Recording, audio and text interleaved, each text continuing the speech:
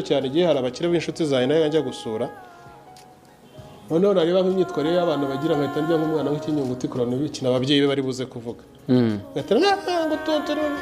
ngo ntukamurire ku mwana amubwira okay nakubonye muraceceka rekera aho nakubonye atambwira no mwana uri mu buzima buzaza he will fail azananirwa kuko hari ubuzima azabamo udahari agomba kumenya kumutoza ubwo buzima azabamo udahari mutoze ko atagomba kurizwa n'akantu kose kubera ko nisi ubwayo ni ishuri rigera izamukubita iki ni ikinyunguti muriye ku bushake ariko hari igihe azasitara nino rivemo showbiz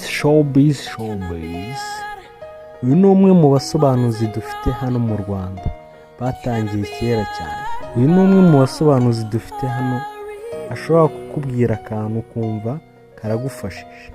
Hari umuntu ushobora kukubwira ijambo akavuga ati iri ngiri niyo narigenderaho ubuzima bwawe bwose yamfasha. Kamba nigendeye da.